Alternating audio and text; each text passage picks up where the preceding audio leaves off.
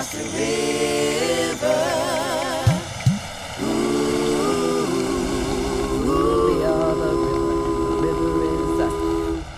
River, the Anacostia River. River of my home. We are the river, and the river is us. The river, the Anacostia River.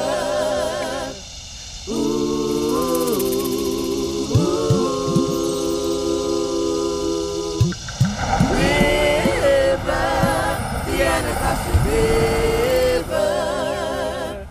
River of my home. Anacostia River. We are the river, and the river is us. River of our heritage. We are the river, and the river is us. Restore the people's river. Heal the Anacostia. The watershed draws us all together as one community.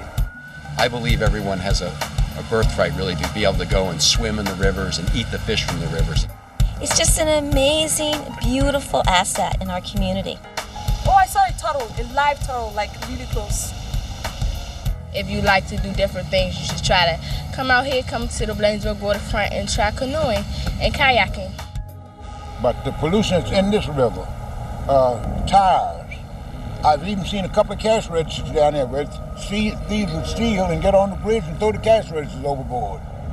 When a congressman flushes a toilet on a rainy day, some of that sewage ends up in the Anacostia River.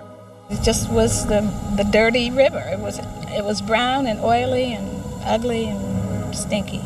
We desperately need to clean this river. We've got to tell this secret, this wonderful secret we have here in Washington, D.C. And if this river has geographically divided us into east and west of the river, today the river unites us. And do you know what I found out today? I found out that everything we throw away ends up in the river. Everything that we do in littering ends up in the river. So I have an expanded awareness about urban ecology. This is an unfinished story of an urban river neglected, abused, and quite frankly, nearly forgotten. The Anacostia River rises in suburban Maryland and also flows through the heart of historic Washington, D.C. It is grossly polluted, but incredibly beautiful. This is also a story of people working together to restore the Anacostia to life, health, and at the same time restore the neighborhood and urban streams that comprise of the watershed. This is a story about the environment and about community. Rivers are reflections and consequences of their watershed, meaning the land which surrounds the river and what is drained into the river. The Anacostia watershed is surrounded by highly developed, suburban, and urban communities. Therefore, how we manage the land around the river affects the life and health of this wonderful river. The Potomac is the one that a lot of people focus on. They think of Washington on the Potomac, and Anacostia for many years has been sort of the forgotten river. And yet, fortunately, because of the Anacostia Watershed Society and other organizations, people have in the last 15 years begun to focus more on the issue of the Anacostia River and how we can really clean it up, because I believe everyone has a birthright, really, to be able to go and swim in the rivers and eat the fish from the rivers. And it's a tragedy when you can't come out here and fish and yet be able to safely eat the fish that you've caught, or you can't let your kids swim in the river because there's a yellow flag up on the river and there says there's too much coliform in the river that day. On many days along the river, the Anacostia Watershed Society, a nonprofit environmental organization, raises a yellow flag. This is troubling because it indicates that the bacteria levels in the river are too high for safe boating. In fact, the Anacostia has been classified as the most polluted river in the Chesapeake Bay system. But thanks to groups like the Watershed Society and the vision of people like Robert Boone, the Society's leader, this is changing for the better. Over the 16 some years I've been looking at the river, I see my face in the river, and I see all the residents' faces in the river. By their face, I mean the face of their activities in their life, because it all washes into the river. And I go into the community, and I see the same elements that I see in the river. And that is a super motivator to help restore and clean up the river in the community, because the river and the community are one and the same. I've had the opportunity to travel up and down this river for some 30-some years, and I have observed the beauty, and then I've observed the destruction of the river. We, as boaters, are very conscious of the river itself, and we try to do our part. We don't want to be accused of destroying something that we love, and we need a clean river. Well, unfortunately, the Anacostia is plagued by many years of neglect. We've got more than 2 billion gallons a year of raw sewage mixed with rainwater being dumped into that river. There's trash from sewer overflows and stormwater runoff. There's polluted runoff from businesses and neighborhoods.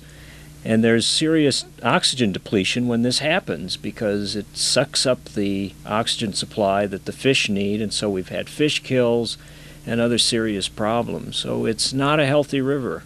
Basic characteristics of the problem, and they exponentially increase with the level of income and consumption of the society, is you have sediment, stormwater, sewage, overflows, toxics, and trash.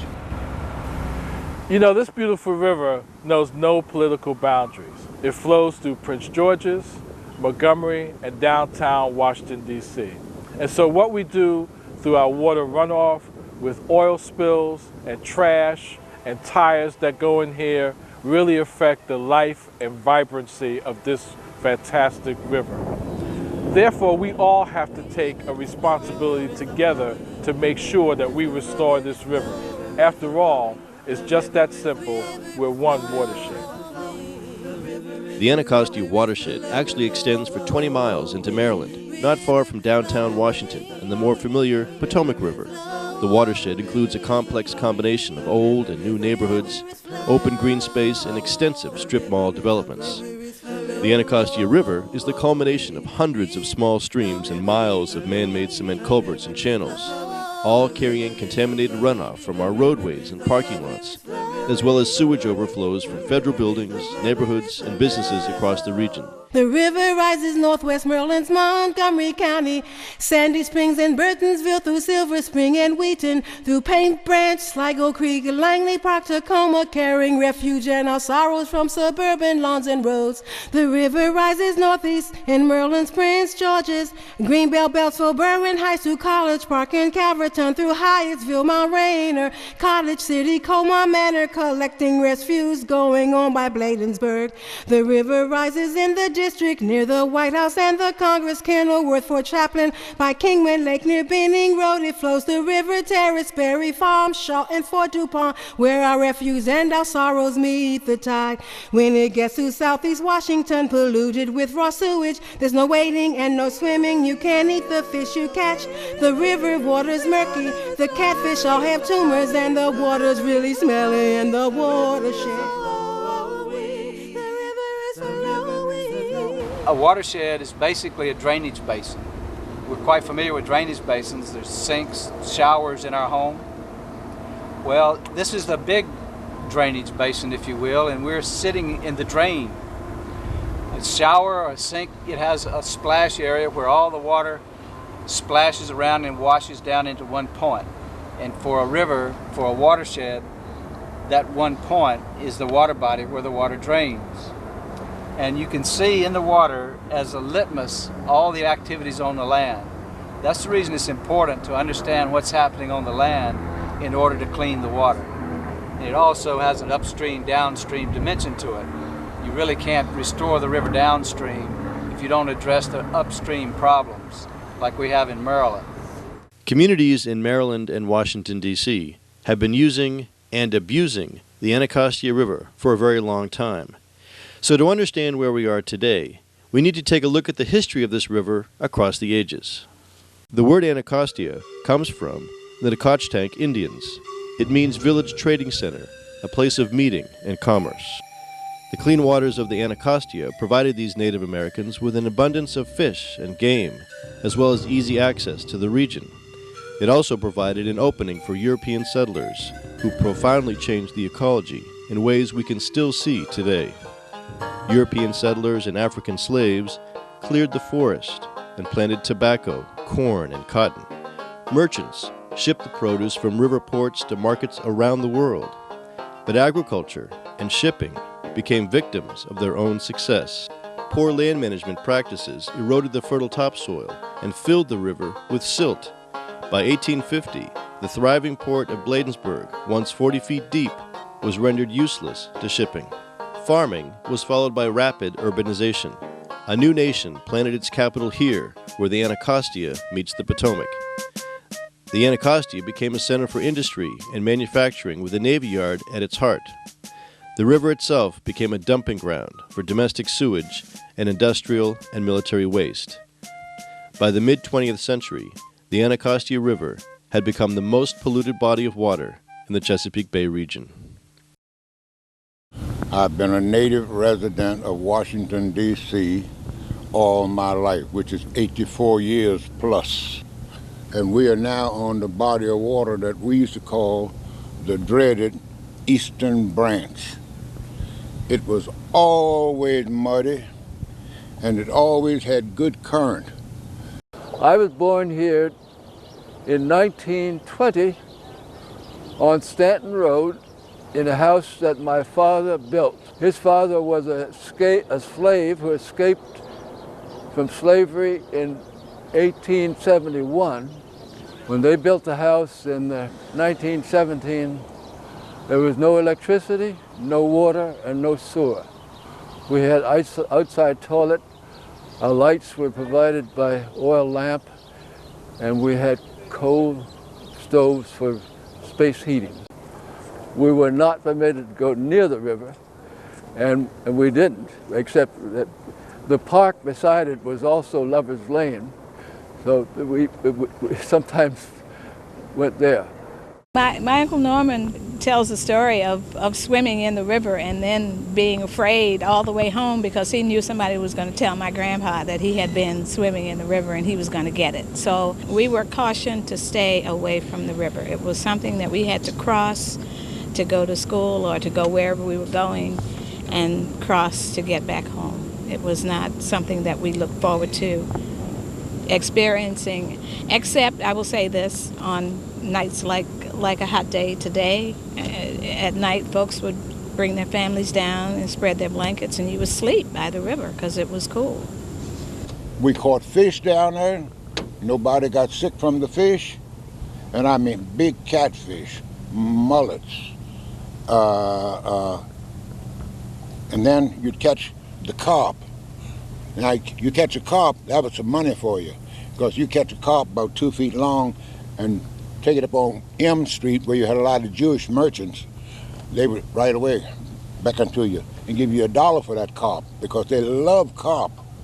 Well, now, $1 was a half day's work because people were only making 25 cents an hour at that particular time. The Fish and Wildlife Service did a survey of the bottom feeding fish on the river, the catfish. 60% of them had tumors. 60% of the catfish had tumors. So, you know, the catfish share the same habitat as we share. There's no real difference between the water and the river and the air and the whole ecosystem here. And so there's no wonder there's a cancer epidemic happening. There's no wonder we're having degrading health here. The fish are just indicator species of that.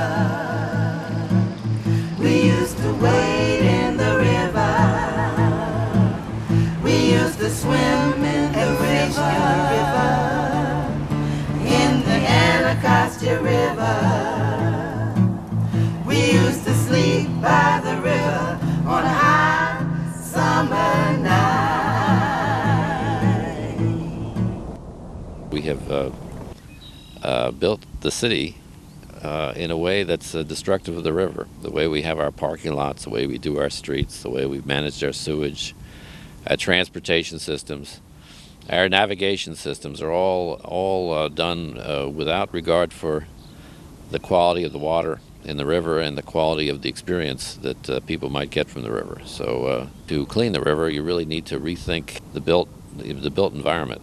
That's the challenge for an urban river, and it's a very exciting one, but a very, very difficult one, and not cheap. Not too far from downtown Washington, D.C., the D.C. Water and Sewer Authority treats all the wastewater and sewage that emanates from the entire watershed, everything from the White House to public housing, at its Blue Plains facility. But after about a half an inch of rain in certain parts of the city, much of what's on the streets and too much of what's in the toilet end up in the Anacostia River, creating a serious public health concern that requires a massive engineering solution. The Blue Plains Wastewater Treatment Plant is the largest advanced wastewater treatment plant in the world. Why is that? Because of the advanced treatment. Well, part of the problem here is that in the District of Columbia we have an antiquated combined sewer system which carries both stormwater runoff and sewage in the same pipes. And when it rains, those pipes can't handle the combined flow, and as a result, we have overflows, more than 2 billion gallons a year, into the Anacostia River. And those overflows are coming not only from homes, but also from places like the White House, the Capitol, and other federal buildings. That's why we need much stronger measures from the federal government to clean up this mess. The most severely impacted waterway is the Anacostia River, where we discharge fairly large volumes of a dilute mixture of stormwater and sewage. We looked at some 60-some different approaches and projects and methods, and finally concluded that the best approach for us to take was the use of very deep tunnels the size of our current metro rail system. Instead of the sewage and rainwater overflowing into the rivers, the mixture would be held in subway-sized tunnels until the storm ended. Then, the water would be pumped to the Blue Plains plant for treatment and discharge. The tunnel plan will require nearly $1.5 billion of new infrastructure investment. Finding that money is one of the biggest challenges facing this region. When Congress decided that it was going to put a major amount of money into cleaning up the Potomac, it was a 20-year effort, and the result has been remarkable. We have almost turned the Potomac around, and we can do it on the Anacostia as well. The key to cleaning the Anacostia River is to control the stormwater, which rolls off of our paved surfaces and goes directly into the river. We can use techniques called low-impact development, which are very promising.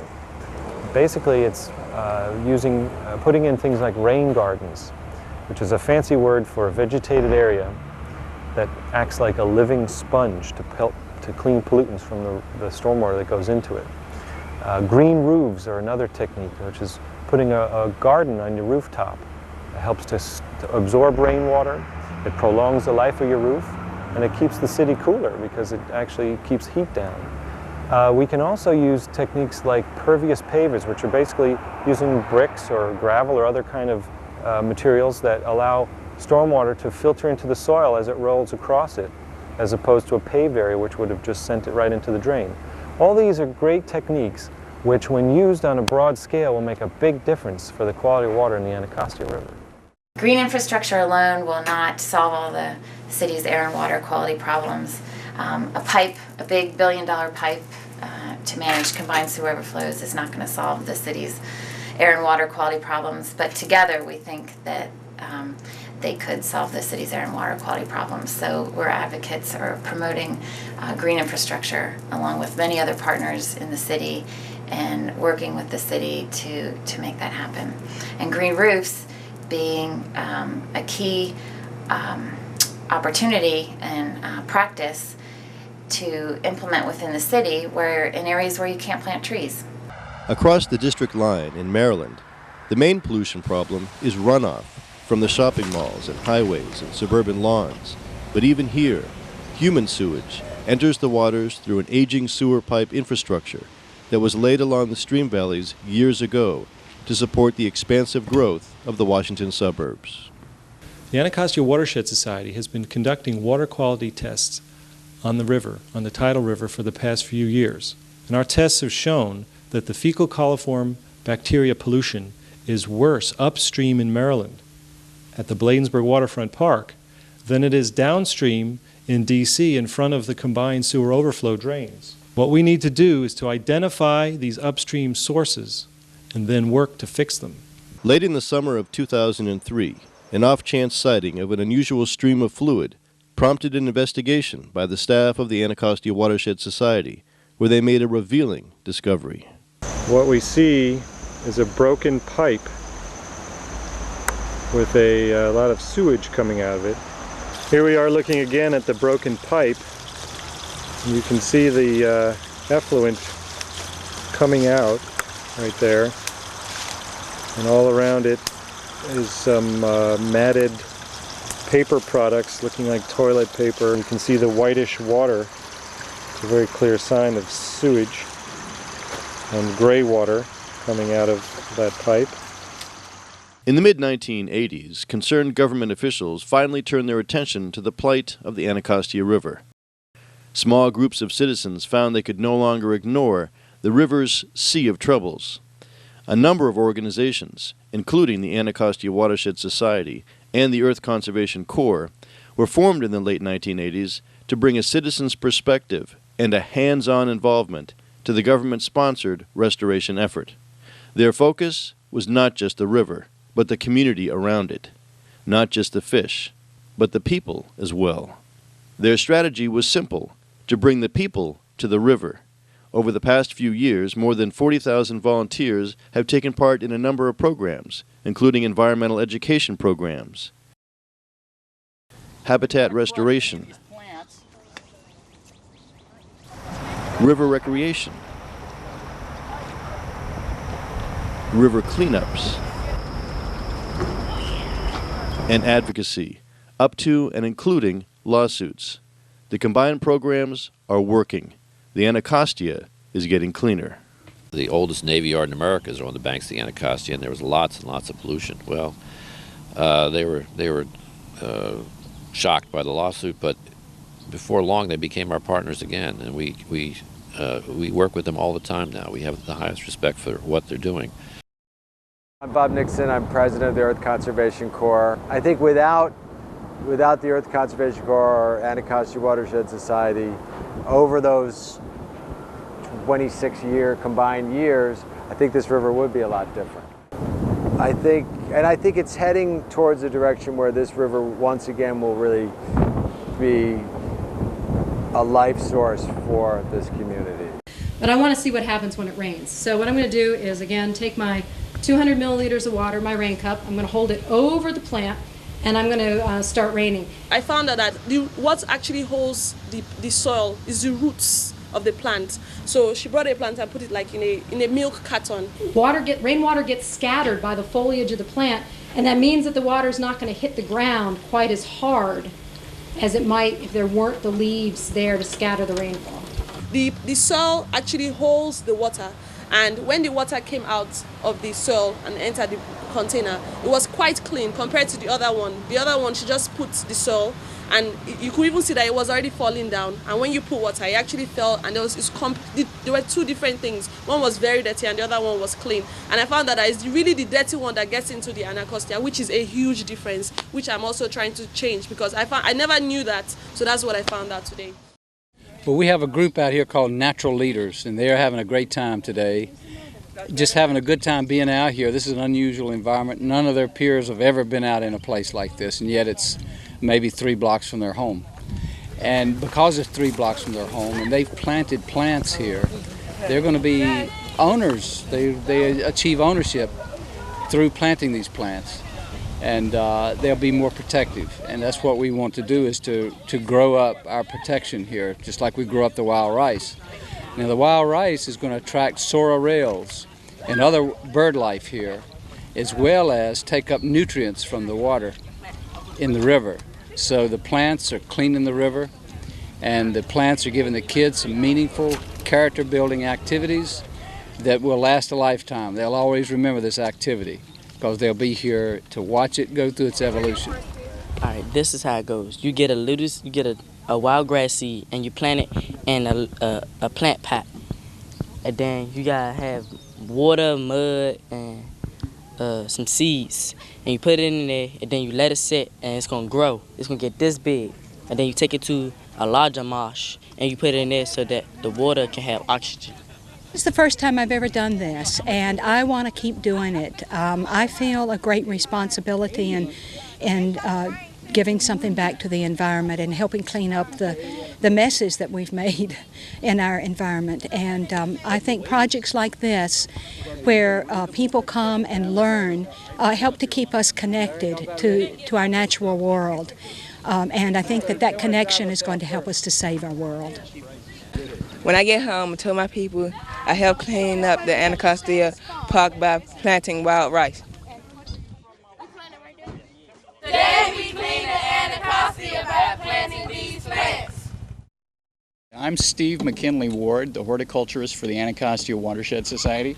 I love my job. This is the best job I've ever had here at 48 years old, and I started this job 2 years ago, and I'm having a great time. It really is meaningful to me to be involved in creating habitat for my neighbors who are not human that live around here along the river. Oh my goodness, look at this mess. I'm the one who made it, I do confess. Oh my goodness, look at this mess. I think I better clean it up. Everybody sing. Oh my goodness, look at This morning about 8:30, our volunteers arrived here at Kenilworth Park, and we basically brought them down, and they got canoes, and everybody paddles out along the shore and picks up trash and then brings it back. And then we collect the trash and take it up to a trailer.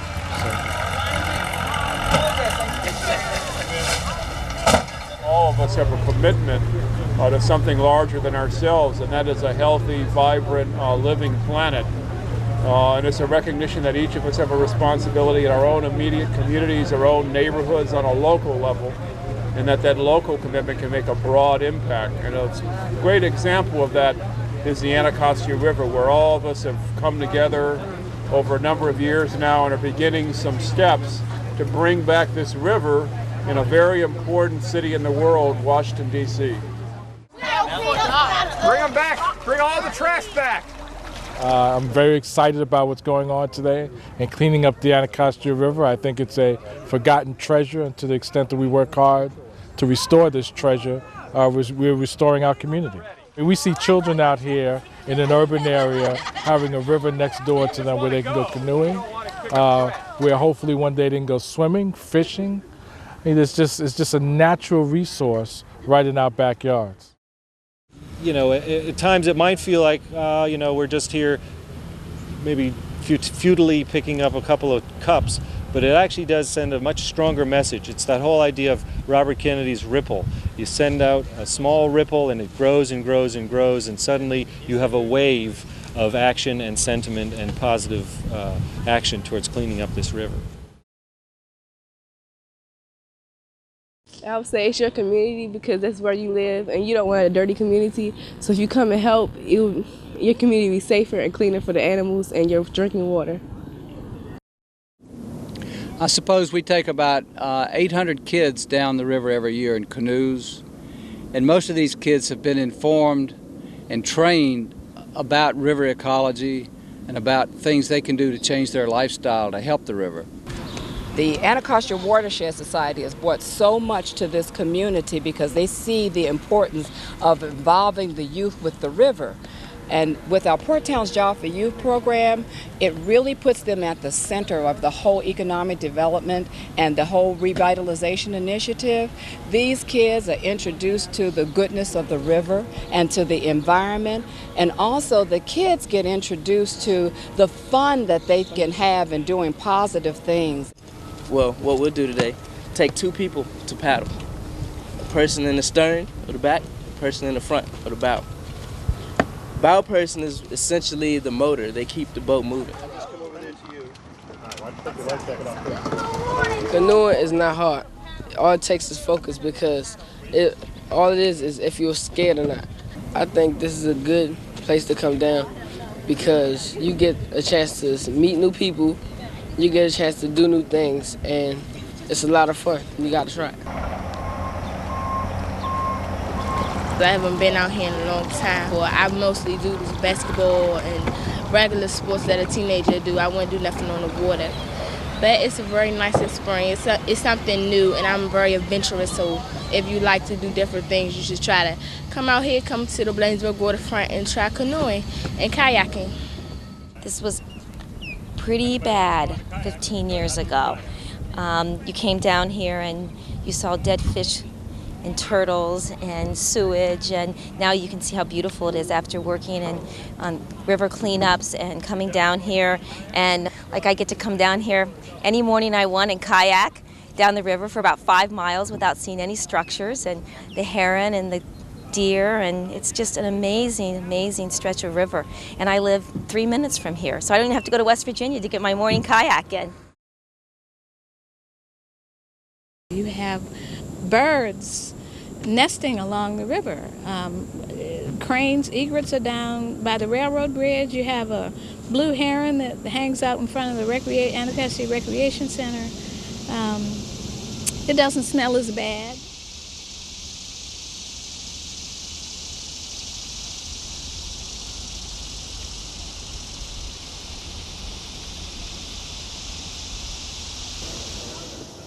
Everyone from traffic reporters to the police use the reference of the Anacostia River in their orientation. And many people now support the advocacy of a restored Anacostia River. So if nothing else, a decade of work on the Anacostia has improved public awareness and concern in support of the restoration of the river.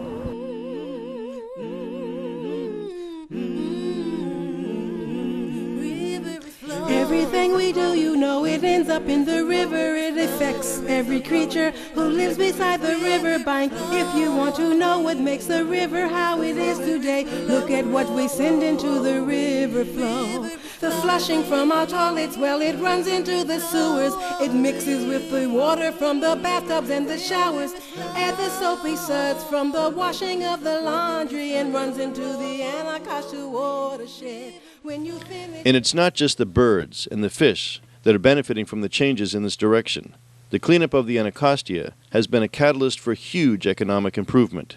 We have a lot of work to do to make people understand why the river is a precious resource, not only a precious natural resource to enjoy, but perhaps they might understand it's a resource that brings concrete benefits to the city as well, that tourists don't want to go up and down the water on the Spirit of Washington in a river that has refrigerators flowing in it, or you know, old tires flowing in it. And thus we have, seems to me, a double reason to be thankful for the river, and that is the notion of not being landlocked, but living in a town with 2 rivers is an extraordinary benefit that some cities would die for.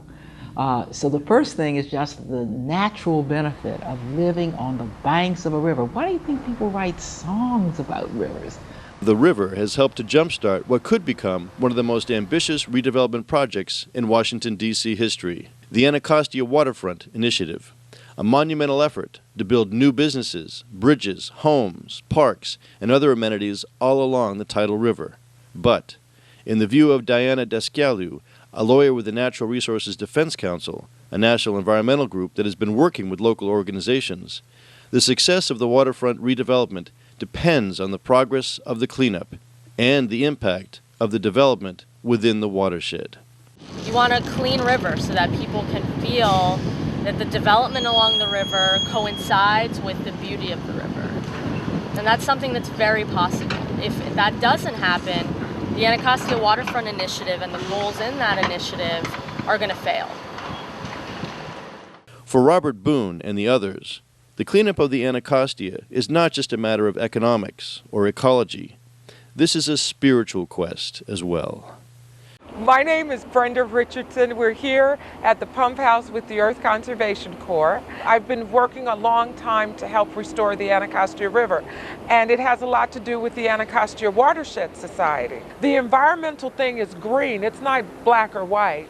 It's green.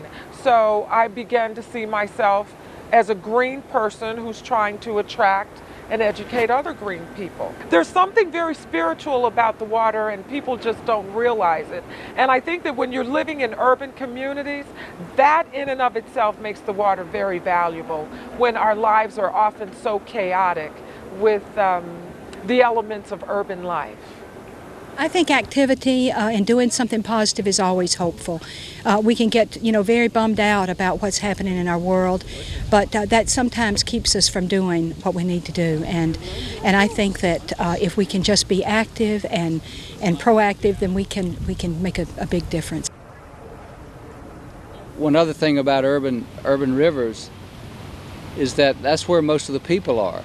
And we human beings, we need space.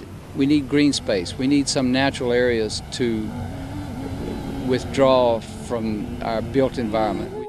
I do believe that one person can make a difference because it only takes one voice for everybody to hear. Everything we do, it ends up in the river. It affects every creature who lives beside the river bank. If you want to know what makes the river how it is today, look at what we send into the river flow. The flushing from our toilets, well, it runs into the sewers. It mixes with the water from the bathtubs and the showers. Add the soapy suds from the washing of the laundry and runs into the Anacostia watershed. When you finish with the soda and toss away the bottle, it mixes with the trash on the streets and in the alleys. When the rain falls down real heavy, it washes down the sewers, then it runs into the Anacostia watershed. It may seem like a little, but it really is a billion. When you see the milky water, then you know it's raw sewage. And everything we do, it washes in the river, then it runs into the Anacostia watershed. Come join up with the people of the Anacostia watershed who want to save the river and bring back fish and wildlife, water sports that bring people back to the river. And this can happen faster if you start to care. Let's go back to that river and help us clean up our river. East and west of the river, the Anacostia River. Help us clean up the river of the Anacostia watershed. Help us clean up the river of the Anacostia watershed. Come on, help us clean up the river of the Anacostia watershed.